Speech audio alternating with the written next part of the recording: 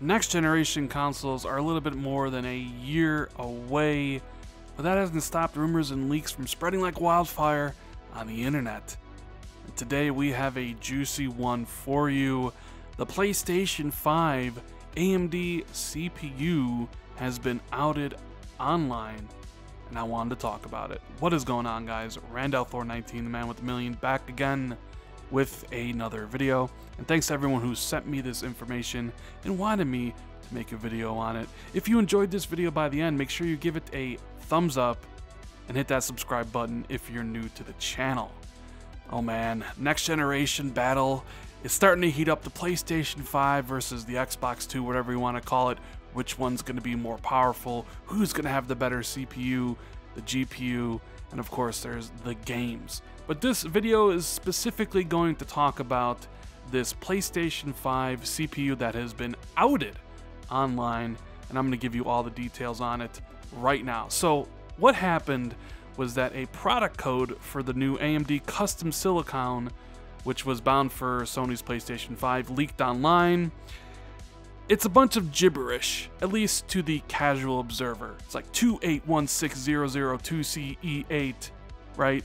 Really doesn't mean anything to me, doesn't mean anything to you, but of course there are some really smart people online that was able to decode exactly what this all means. And it's actually a surprising amount of information that can be gathered from those jumbled mess of characters. Now, of course, I'll have the article linked in the description of the video so you can check out this information for yourself, but we're going to go over it really quickly. So, the key specs that have come out of the coding of that alphanumeric string that I mentioned show a CPU component with 8 physical cores, a 3.2 GHz boost clock for the chip, and a PCI ID that shows a Navi 10 Lite GPU.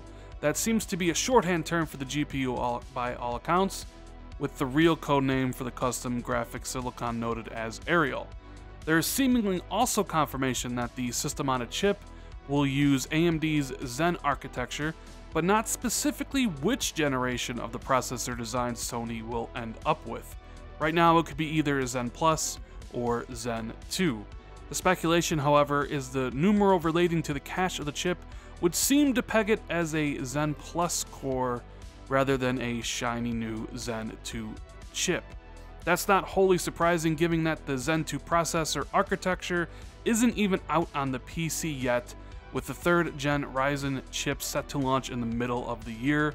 Public unavailability of the Zen 2 design isn't necessarily a guarantee that AMD wouldn't use it for a custom SoC, but reports are that Sony has been working on this design since before the engineering samples of Zen 2 were doing the rounds for evaluation. What exactly does all this information mean for the PlayStation 5 versus, say, something like the PlayStation 4 Pro? Well, if the PlayStation 5 is in fact using an SM-enabled Zen Plus core at its heart, you could be looking at a games console in 2020 which has 16 threads of processing power inside of it, and with that touted 3.2 GHz boost clock, it's going to be running mighty quickly too. The Jaguar cores in the PS4 Pro are currently running at just 2.13 GHz, which is more than 1 GHz slower than the potential top speed of the PlayStation 5. So there you have it, guys. All the leaked info regarding the alphanumeric string that kind of outed PlayStation 5 CPU or system on a chip. You know, honestly, I cannot wait until we get lockdown information, the specs for both the PlayStation 5 and the Xbox 2. I'm going to get both consoles at launch.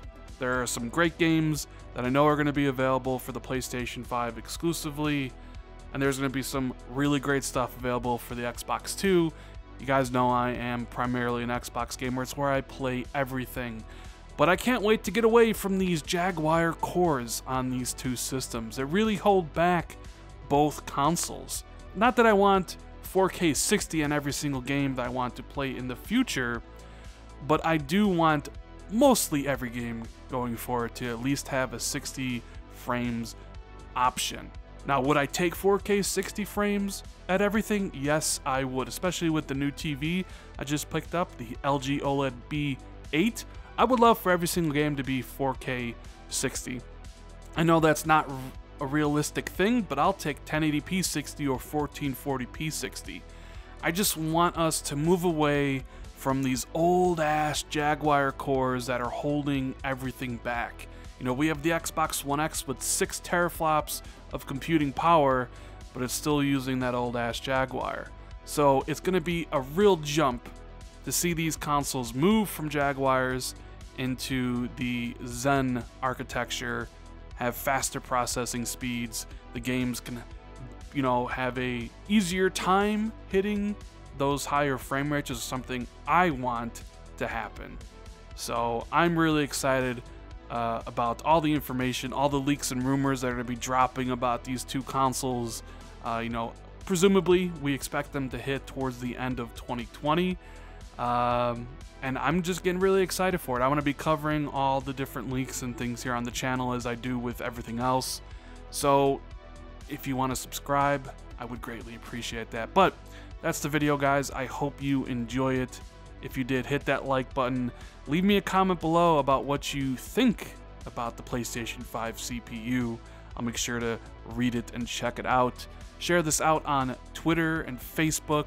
I'd greatly appreciate that. Hit that sub button if you're new, and hit that notification bell located right next to that sub button, just in case you want to be notified immediately when I drop a new video.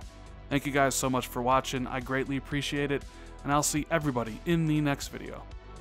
Later, guys.